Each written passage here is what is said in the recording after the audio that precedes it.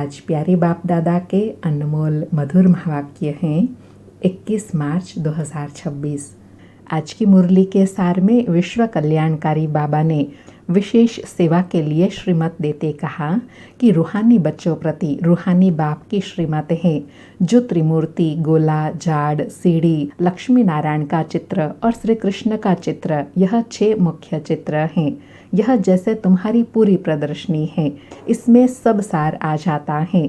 जैसे नाटक के लिए पर्दे बनाते हैं एडवर्टाइज के लिए, ऐसे बच्चों को भी श्रीमत मिलती है रूहानी सर्विस करने की। और कहा कल्याणकारी बेहद का बाप है तो ज़रूर सर्व का कल्याण करेंगे।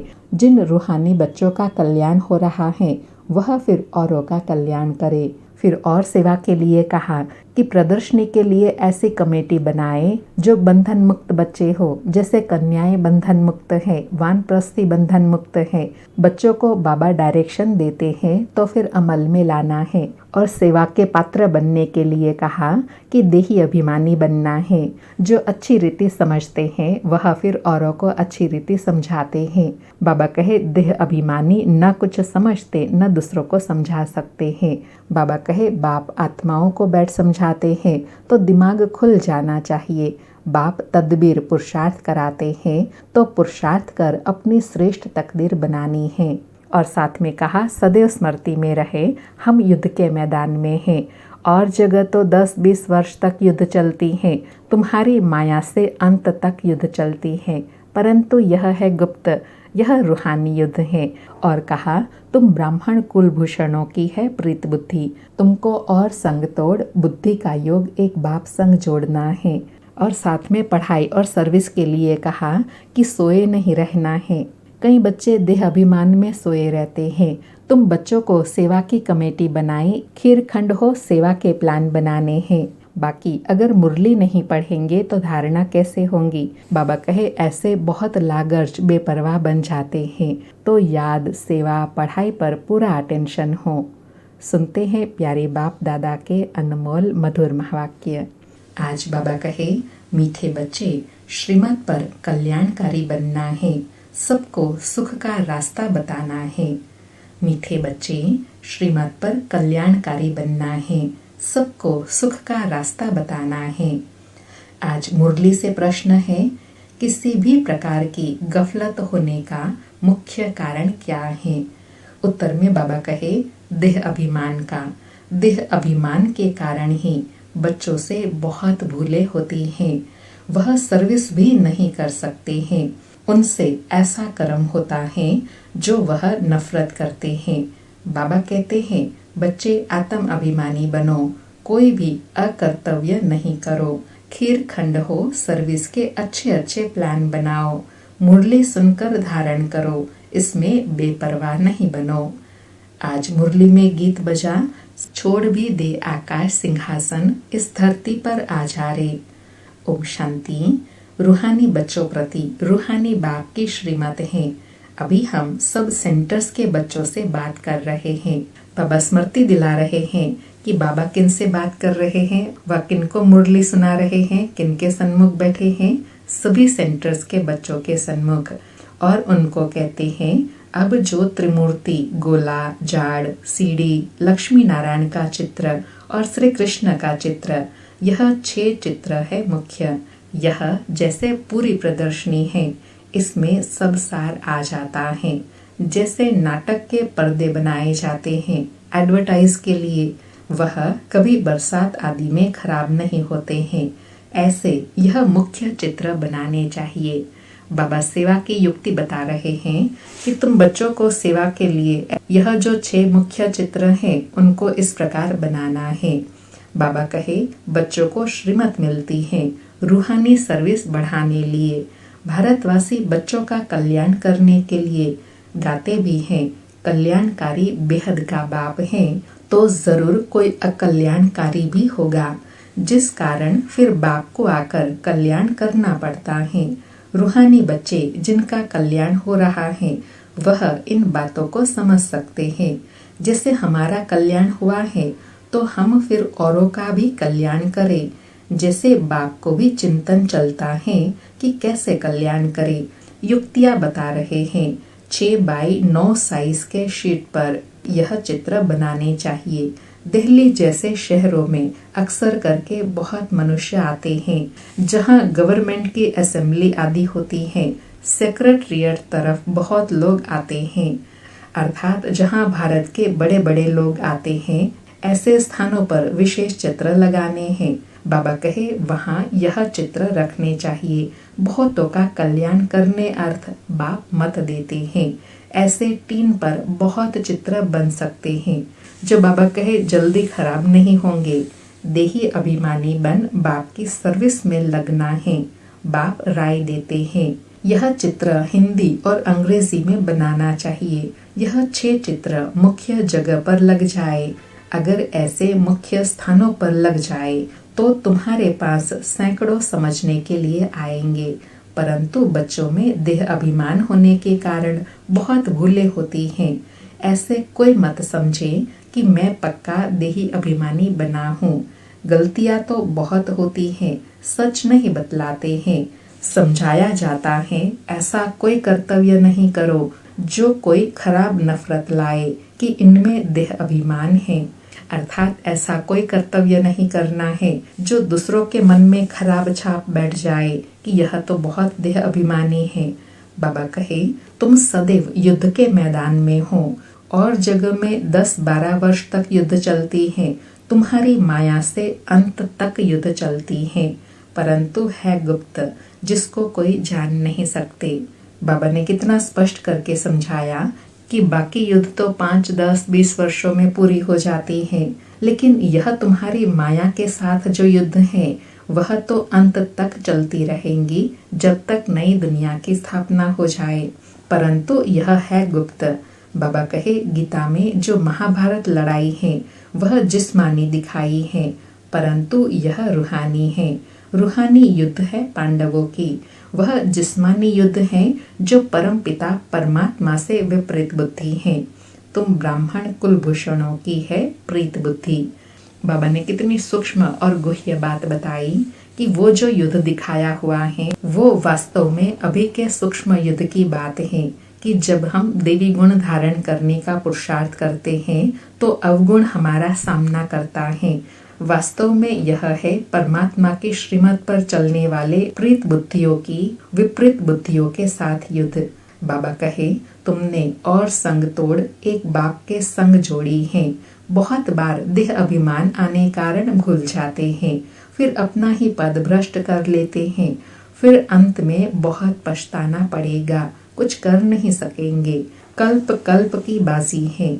इस समय कोई अकर्तव्य कार्य करते हैं तो कल्प कल्पांतर के लिए पद भ्रष्ट हो जाता है, बड़ा घाटा पड़ जाता है। कहते हैं आगे तुम 100% घाटे में थे, अब बाप 100% फायदे में ले जाते हैं, तो श्रीमत पर चलना है। बाबा कहे इतनी जब प्राप्ति होती है तो श्रीमत पर चलना है। हर एक बच्चे को कल्याणकारी बनना है, सबको सुख का रास्ता बताना है। सुख है ही स्वर्ग में, नरक में है दुख। क्यों? बाबा कहे स्वर्ग में सुख क्यों है और अभी दुख क्यों है? क्योंकि यह है विशेष दुनिया। सतयुग है, वह सतयुगी दुनिया वाइसलेस थी, अब विशेष दुनिया बनी है। फिर बाप वाइसलेस बनाते हैं। इन बातों को दुनिया में कोई नहीं जानते हैं, तो मुख्य यह चित्र परमानेंट स्थानों पर लगाने चाहिए। पहला नंबर दिल्ली मुख्य, सेकंड बॉम्बे और कलकत्ता। कोई को ऑर्डर देने से शीट बन सकता है। आगरा में भी घूमने के लिए बहुत जाते हैं।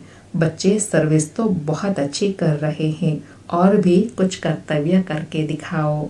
आज बाबा विशेष मुख्य स्थानों पर विशेष सेवा के लिए अटेंशन दिला रहे हैं कि बच्चे सर्विस तो करते हैं, लेकिन कुछ विशेष करके दिखाओ। बाबा कहे यह चित्र बनाने में कोई तकलीफ नहीं है, सिर्फ एक्सपीरियंस अर्थात अनुभव चाहिए। अच्छे बड़े चित्र हो जो कोई दूर से भी पढ़ सके। गोले का चित्र बड़ा बन सकता है, सेफ्टी से रखना पड़े, जो कोई खराब न करे। यज्ञ में असुरों के विघ्न पड़ते हैं, क्योंकि यह है नई बातें। यह दुकान निकाल बैठे हैं। बाबा कहे ऐसे समझते हैं कि यह कोई नया दुकान निकाल बैठे हैं। आखिरी में सब समझ जाएंगे कि हम उतरते आए हैं, जरूर कुछ खामी है। बाप है कल्याणकारी, वही बता सकते हैं कि भारत का कल्याण कैसे और कब हुआ है। भारत को तमो प्रधान कौन बनाते हैं, फिर सतो प्रधान कौन बनाते हैं। यह चक्र कैसे फिरता है कोई नहीं जानते, संगम युग को भी नहीं जानते हैं। समझते हैं भगवान युगे युगे आते हैं, कभी कहते हैं भगवान तो नाम रूप से न्यारा है। बाबा कहे सुनी सुनाई अनेक सारी बातें बोल देते हैं, यथार्थ नहीं जानते। बाबा कहे भारत प्राचीन स्वर्ग था, यह भी कहते हैं क्राइस्ट से 3000 वर्ष पहले देवताओं का राज्य था, फिर कल्प की आयु लंबी दे दी है। बाबा कहे सत्य बात सामने होते हुए भी कितना उलझे हुए हैं। तो बच्चों को देही अभिमानी बनने की बड़ी मेहनत करनी है। आधा कल्प सतयुग और त्रेता में तुम आत्म अभिमानी थे, परंतु परमात्मा अभिमानी नहीं थे, अर्थात परमात्मा को व उनके ज्ञान को नहीं जानते थे। यहाँ तो फिर भी तुम देह अभिमानी बन पड़े हो, फिर देही अभिमानी बनना पड़े। यात्रा अक्षर भी है, परंतु अर्थ नहीं समझते हैं।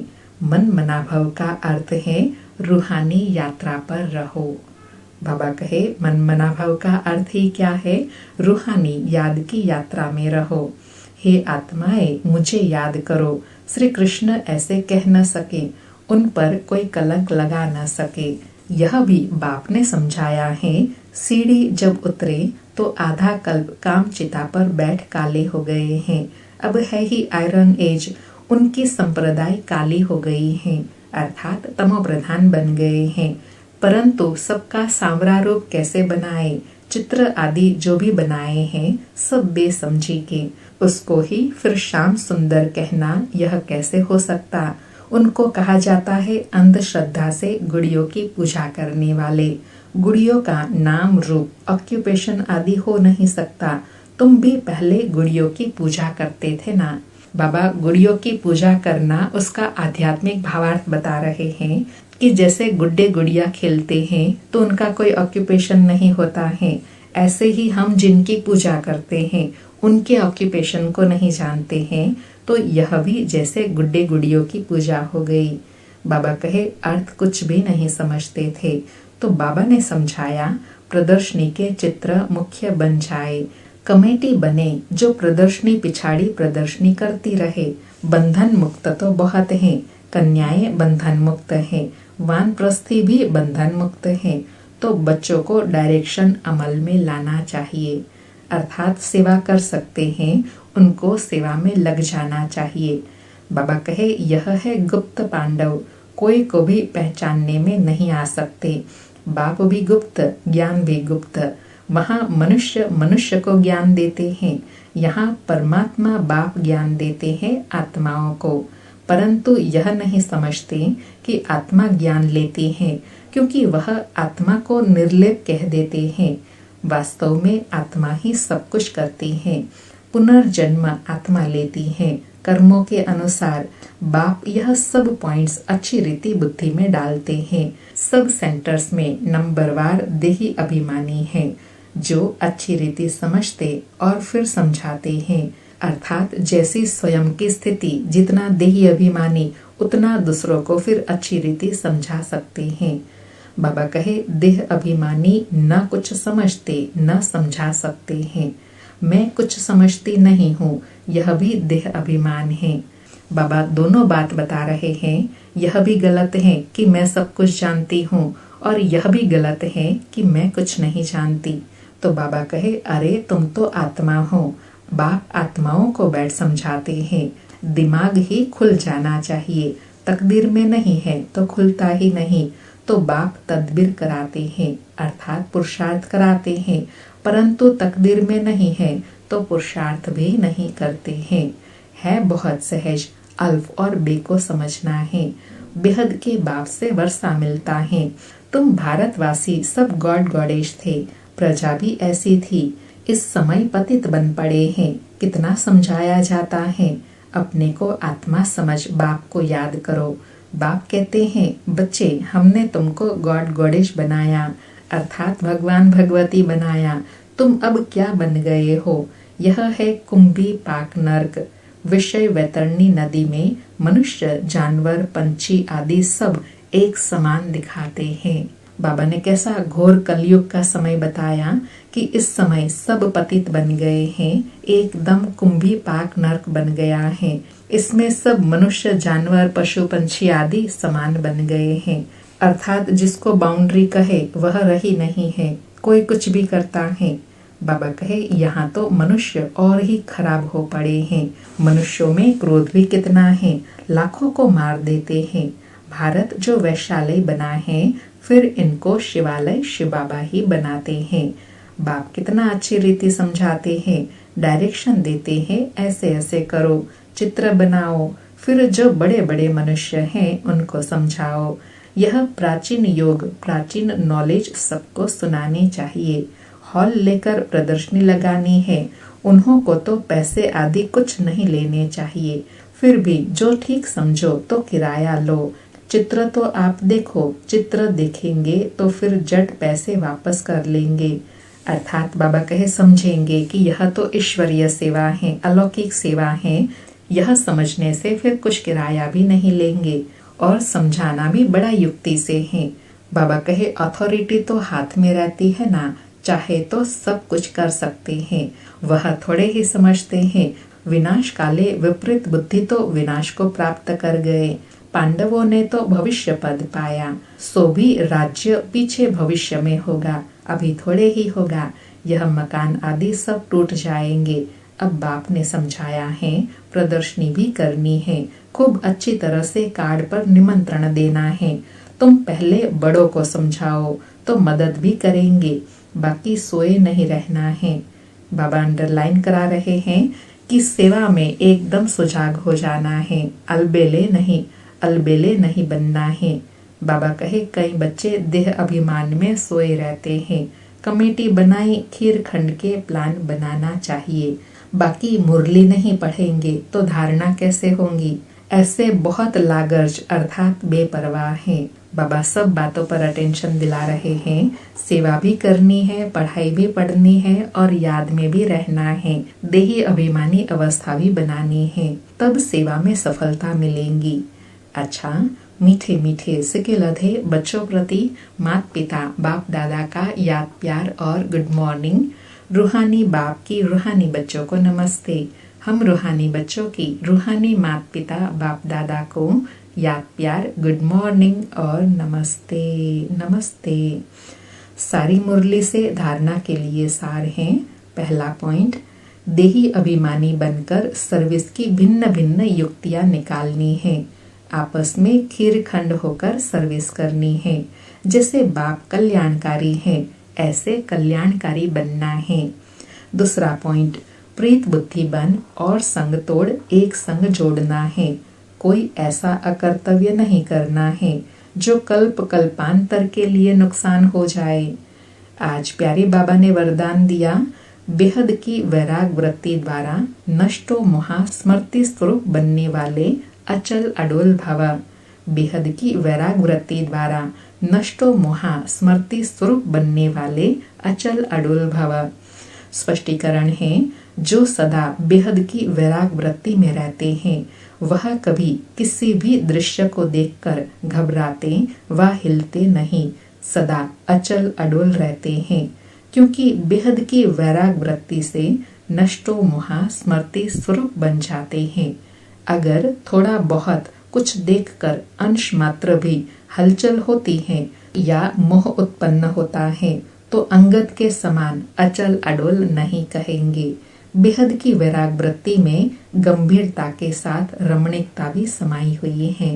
बाबा ने अचल अडोल बनने का वरदान देते हुए स्पष्ट किया कि नष्टो मोहा स्मृति स्वरूप बनेंगे तब अचल अडोल अवस्था बनेंगी, नहीं तो थोड़ा भी अंश मात्र भी कोई भी हलचल होंगी तो अवस्था डावाडोल होंगी। इसलिए नष्टो मोहा स्मृति स्वरूप बनना है। आज का स्लोगन है, राज्य अधिकार के साथ साथ बेहद के वैरागी बनकर रहना, यही राज ऋषि की निशानी है। अभी मातेश्वरी जी के अनमोल महावाक्य हैं। महावाक्यों का सार है, आत्मा कभी परमात्मा का अंश नहीं हो सकती। मम्मा कहे, बहुत मनुष्य समझते हैं हम आत्माएं परमात्मा की अंश हैं। मम्मा कहे, अब अंश तो कहते हैं टुकड़े को। एक तरफ कहते हैं परमात्मा अनादि और अविनाशी है, तो ऐसे अविनाशी परमात्मा को टुकड़े में कैसे लाते? अब परमात्मा कट कैसे सकता है? आत्मा ही अजर अमर है, तो अवश्य आत्मा को पैदा करने वाला अमर ठहरा। ऐसे अमर परमात्मा को टुकड़े में ले आना, गोया परमात्मा को विनाशी कह दिया। लेकिन हम तो जानते हैं कि हम आत्मा परमात्मा की संतान हैं, तो हम उसके वंशज ठहरे, अर्थात बच्चे ठहरे। वो फिर अंश कैसे हो सकते हैं? इसलिए परमात्मा के महावाक्य हैं कि बच्चे, मैं तो खुद इमॉर्टल अविनाशी हूँ, जागती ज्योति हूँ, मैं दीवा हूँ, कभी बुझता नहीं हूँ, और सभी मनुष्य आत्माओं का दीपक जगता भी है तो बुझता भी है। उन सबको जगाने वाला फिर मैं हूँ, क्योंकि लाइट और माइट देने वाला हूँ। बाकी इतना जरूर है कि मुझ परमात्मा की लाइट और आत्मा की लाइट दोनों में फर्क अवश्य है। जैसे बल्ब होता है, कोई ज्यादा पावर वाला, कोई कम पावर वाला होता है, ऐसे आत्मा भी कोई ज्यादा पावर वाली, कोई कम पावर वाली है। बाकी परमात्मा की पावर कोई से कम ज्यादा नहीं होती है। तभी तो परमात्मा के लिए कहते हैं परमात्मा सर्वशक्तिमान, अर्थात सर्व आत्माओं में से उसमें शक्ति ज्यादा है। वही सृष्टि के अंत में आते हैं। अगर कोई समझे परमात्मा सृष्टि के बीच में आते हैं, अर्थात युगे युगे आता है, तो मानो परमात्मा बीच में आ गया, तो फिर परमात्मा सर्वश्रेष्ठ कैसे हुआ? अगर कोई कहे परमात्मा युगे युगे आते हैं, तो क्या ऐसे समझे कि परमात्मा घड़ी घड़ी अपनी शक्ति चलाता है? ऐसे सर्वशक्तिवान की शक्ति इतने तक है, अगर बीच में ही अपनी शक्ति से सबको शक्ति अथवा सद्गति दे देवे, तो फिर उनकी शक्ति कायम होनी चाहिए, फिर दुर्गति को क्यों प्राप्त करते हो? तो इससे साबित अर्थात सिद्ध है कि परमात्मा युगे युगे नहीं आते हैं, अर्थात बीच बीच में नहीं आते हैं। वो आते हैं कल्प के अंत समय, और एक ही बार अपनी शक्ति से सर्व की सद्गति करता है। जब परमात्मा ने इतनी बड़ी सर्विस की, तब उनका यादगार बड़ा शिवलिंग बनाया है और इतनी पूजा करते हैं, तो अवश्य परमात्मा सत भी है, चैतन्य भी है और आनंद स्वरूप भी है। आज मम्मा ने बाबा के वास्तविक स्वरूप की सबको पहचान देने के लिए कहा कि ऐसे सबको सिद्ध कर बता सकते हैं कि परमात्मा सारे कल्प में एक ही बार आते हैं। आत्मा परमात्मा का अंश नहीं है, आत्मा परमात्मा के बच्चे हैं, अर्थात परमात्मा की संतान हैं। आज 21 मार्च के अव्यक्त इशारे हैं, निश्चय के फाउंडेशन को मजबूत कर सदा निर्भय और निश्चिंत रहो। बाबा कहे, व्यर्थ संकल्प व संशय की मार्जिन होते हुए भी समर्थ संकल्प चले कि सदा बाप रक्षक हैं, कल्याणकारी हैं, इस निश्चय की विजय अवश्य होती है। तो क्वेश्चन मार्क का टेढ़ा रास्ता न ले, सदा कल्याण की बिंदी लगाओ, फुल स्टॉप। इसी विधि से हर बात सहज भी होंगी और सिद्धि भी प्राप्त होंगी। बाबा ने कितना सुंदर स्पष्ट किया कि सदा बाबा में निश्चय रहे कि बाबा हमारे रक्षक हैं, हमारे कल्याणकारी हैं। इस बात के निश्चय से कोई भी बात में कभी क्वेश्चन नहीं आएगा, कोई व्यर्थ संकल्पों के टेढ़े रास्ते में फंसेंगे नहीं। अच्छा, ओम शांति। शुक्रिया बाबा, शुक्रिया।